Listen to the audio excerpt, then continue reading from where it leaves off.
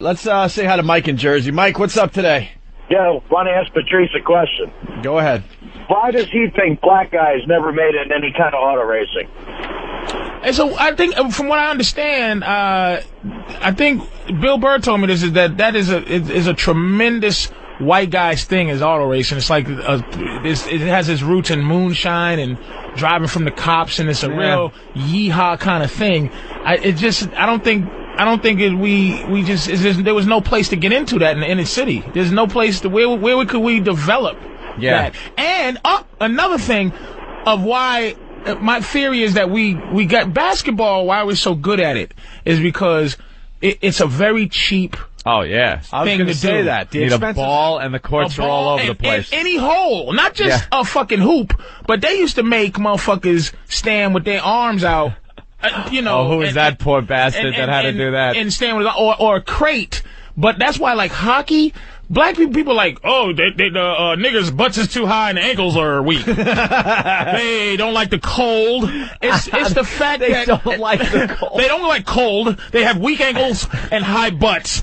And the reason we didn't play is because first of all, your dad had to get up at 5 a.m, and that's if dad was around. And I'm not even trying to be funny. Your dad's good. True, yeah. No black dad is getting up at 5 a.m. to go rent a hockey rink. There's a big father-son thing. It's an expensive sport to play. And it is a father-son thing. Like, it's usually the father hooking the kid up Not really. with all the gear and everything. We'd get just a bunch of guys together, and we'd go to the rink at like 3 a.m. That's when you as a kid, when you want to start out, if you're going to be a pro, something like that, because I think that's what we're talking about. I don't think it was a father-son sport. No way, man. It was in Canada with all the frozen lakes, and you just did what you did with your buddies. You got a bunch of your buddies together, and you found a piece of ice and said, well, let's screw off for a while. I understand like how that would be, but here in America, in order to... I think if you asked a majority of the professional American hockey players, it started out... I don't think there were a lot of single moms raising them. I think it started out with a father that would go to the rink early with his son, because you need a rink, build one in his backyard. I know I've heard a few people have done that in the northern states, something like that. And I think you brought up a good point there. Well, that's why the NASCAR question I just is like, thinking about it, you go, where could you got to have a car. Yeah. And second of all, you got to be... The black guys that do it, I guess it might be one. I think it's one or two, maybe. Yeah, there've been a couple. And you have to deal with one in every sport. Rednecks, man. You gotta fucking, to this day, probably gotta fight like some civil rights shit to get a nigga to drive and then motherfuckers trying to drive him and kill him against the wall or whatever. It's an expensive thing, but that's why we play. We're good at baseball, good at basketball, and good at because it's cheap sports. They're cheap sports. Let's go to Chad in Virginia Beach. Chad, go. Hey. Reason there's no black guys in NASCAR is you can't put 26-inch spinners on them. Fucking dick. You don't even need to finish that, asshole. 26-inch spinners. You have to put spinners on your NASCAR. You don't want to have rims on your fuck NASCAR. off. Fucking asshole. Every lap they get pulled over and harassed by the police. That's the only motherfucker that have his license. Sorry, sir. It's that's like, what the fuck did I do now? His insurance car at the pit stop. Yes, this is valid, sir, you want to step out of the vehicle, please? I'm strapped in here. Got a 5-point harness. All right, Leroy, you ready? Man, I got to put my hand on the hot hood. Okay, back away from the vehicle. Could you just back away with your hands on your head, please? Is there a passenger? No, there's no passenger. I'm racing here. Motherfucker, it's nothing but a cage. Then all the other white boys are rubbernecking. Oh, man. Yeah, look at that.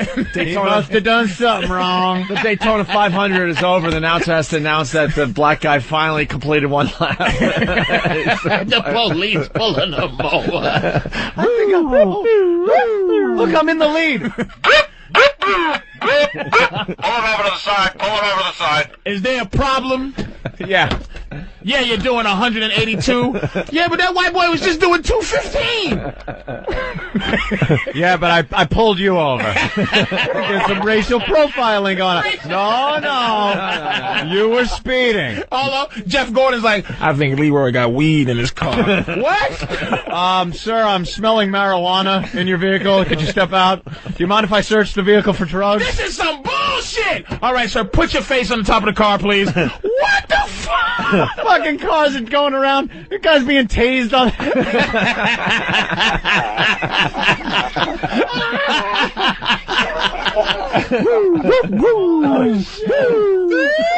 Oh, shit. Oh, see, what the fuck? Oh, shit. Niggas in a NASCAR adjusting his rearview mirror. Oh, what? Is that me? Is there a problem, officer? Damn, I thought I was safe out here. Oh, wow. Oh, Chris, shit. let's say hi to Chris in Canada. Chris, what's up? Oh, hey, how you guys doing? You guys are fucked. What's up? Well, see, they can't get the afro underneath the helmet, so, it's pretty shitty. But, Jesus. Old guy. Well, we did make fun of Canada, so I guess, you gotta give it to him.